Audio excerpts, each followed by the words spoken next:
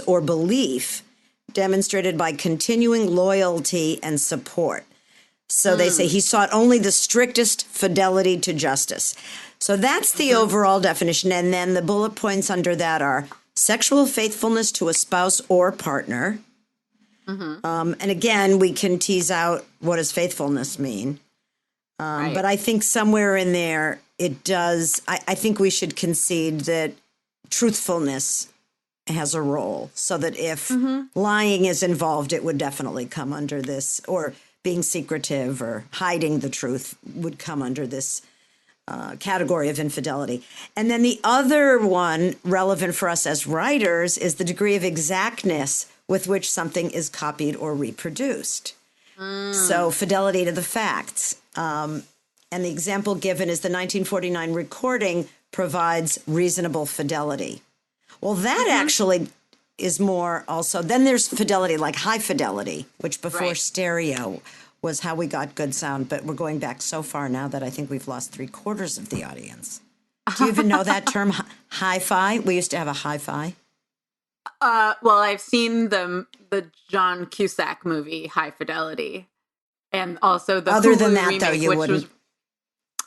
It's not a term that I'm familiar with. I know it means something with music, but I don't. Right, and it had the speakers were built into the record player. Is basically the story, and it was called the hi-fi because it was some advance in sound. But it was true to the original sound. So this is where the term fidelity comes from. Here's a final question.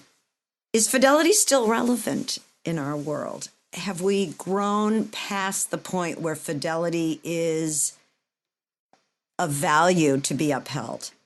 90% of people thought it was immoral to experience infidelity. So perhaps in people's minds, there's still a role for it. I think that what it comes down to is what each individual relationship concludes is going to work for them. And my experience, I've been married for a little more than 5 years, and I've been with Evan for almost 10 years. And it's certainly the longest I've ever been in any sort of relationship with anyone. And what I keep discovering over and over and over again is that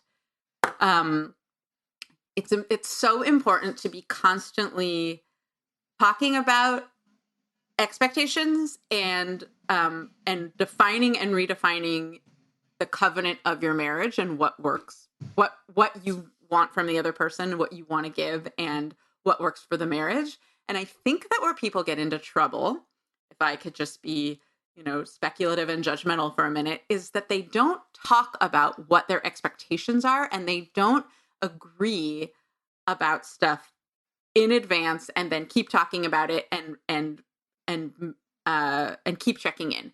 And when you stop doing that, it's so easy to stop upholding fidelity as a concept. I'm not just talking about sex outside the marriage, but as a concept in general. And I think that that's so often when sex outside the marriage becomes an issue, or when marriages stop working, or relationships, whether you're married or not, stop working, is because you haven't upheld the fidelity of the contract that the figurative contract that you entered the marriage with. That contract has changed for one or both partners, and you haven't kept it consistent. And I think that's where sexual infidelity comes up, and I think that's where infidelities of all sorts become a problem. And so I think the question of whether or not it's moral to have sex outside of your marriage is so specific to each relationship. But I also really, I think that if it doesn't work for you, then you have to be talking about it with your partner. Amen. Couldn't agree more. What do you think? Do you think fidelity still has a place in our world? Absolutely. In some ways, I think it's more important than ever because we have more choice.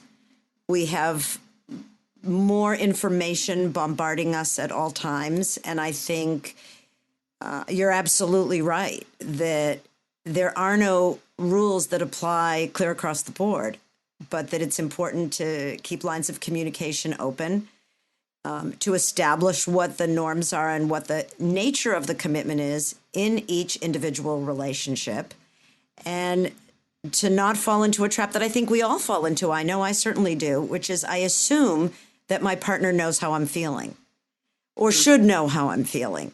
And that's unfair. I think we need to communicate. We need to give our partners in any relationship the benefit of the doubt and do a lot of forgiving and a lot of picking of our battles. But the notion of honesty and truthfulness being something that we can compromise or get beyond, I absolutely no. I think it's more important than ever. And it is, I think, the basis of a healthy relationship. Totally agree. Thank you so much for listening, everyone. And we would love to hear from you. We have an email address, Gabi and Joanne. That's GABIAND @gmail.com. We would like to hear from you with comments, ideas for other F words, suggestions, feedback, questions. We have no boundaries. You can ask us anything. Anything. Be sure to rate and review and listen to all the F words anywhere you get your podcasts. See you next time. Bye.